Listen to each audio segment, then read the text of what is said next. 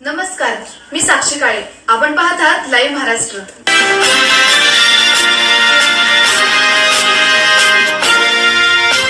खरे राजू ब्याणू 1,02,275. बळीराम सुखदेव मोरे 719. माने यशवंत विठ्ठल 72,085.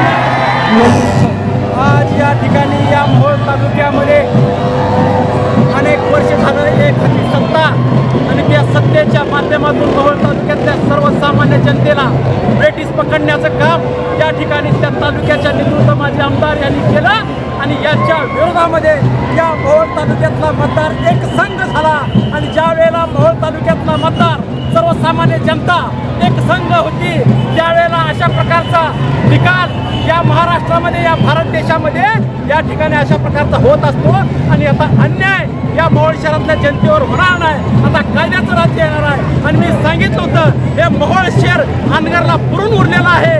ज्या वेळेला मोहोळ शहर एक संघ होईल त्यावेळेला अनगरच्या देखील पुढं जाईल आणि त्याच पद्धतीने मोहोळ शहर 12,000च्या पुढं मोहोळचं लीड मिळालं आणि या ठिकाणी अनगरकराला पराजय करण्याचं काम सर्वसामान्य जनतेने केलं.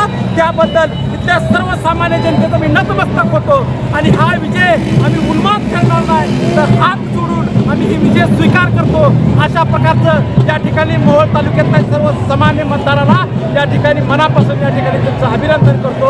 इथंच थांबतो आणि हा विजय पुन्हा एकट्याचा नाही तर हा विजय एकीचा विजय आहे आणि ही एकी अशा पद्धतीने दाखवल्यानंतर मोठ्या मोठ्या या ठिकाणी लोकांचा पराजय झाला आहे. तशाच पद्धतीनं या 50 वर्षाची सत्ता या मोहोळ तालुक्यातल्या मोहोळ विधानसभा मतदारसंघातल्या जनतेला उलटवून लावलेली आहे. माजी आमदार राजन पाटील यांनी सांगितलं होतं की 40,000 मतांना माझा शेट मी निवडून आणणार. त्याबद्दल काय सांगताल?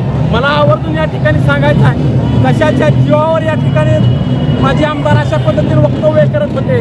मला या महाराष्ट्र राज्यातल्या निकालाबद्दल देखील मला शंका आहे.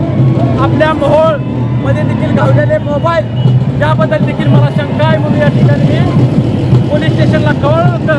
जर ते मोबाईलवाले घावले नसते तर आज रिझल्ट वेगळा असला असता का अशा प्रकारची शंका इथल्या मोहोळ तालुक्यातली जनता व्यक्त करत आहे. म्हणून या ठिकाणी 40,000 येत आहे म्हणत होते पण आज या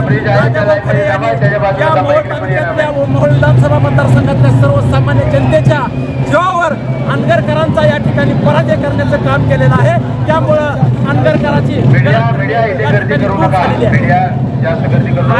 अनगर अप्पर तहसील कार्यालय यासारखे कुठले विषय अनगरकरांना मागात पडले? या ठिकाणी अनगरकरांना पहिलं मोहोळचं रजिस्टर ऑफिस नेलं, अनगर अप्पर तहसील कार्यालय नेलं. या ठिकाणी मोहोळ तालुक्यामध्ये एसटी बस डेपो नाही. प्रत्येक तालुक्यामध्ये पश्चिम महाराष्ट्रातले एसटी बस डेपो आहे. सोलापूर जिल्ह्यातल्या प्रत्येक तालुक्यामध्ये क्रीडा संकुलन आहे. या ठिकाणी क्रीडा संकुलन नाही. सोलापूर जिल्ह्यातल्या प्रत्येक तालुक्यामध्ये उपजिल्हा रुग्णालय आहे. या तालुक्यामध्ये उपजिल्हा रुग्णालय नाही आणि याचा राग याचा रोष खऱ्या अर्थानं अनगरकरावर इथल्या सर्वसामान्य मतदारांना काढला. बारावाड्या आणि अनगरमधूनही काही मतं त्यांना पडल्याचं 12 वाड्या आणि अनगरकरांना आम्ही चॅलेंज दिलं होतं.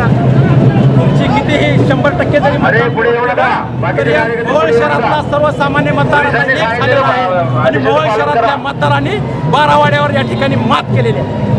ओके.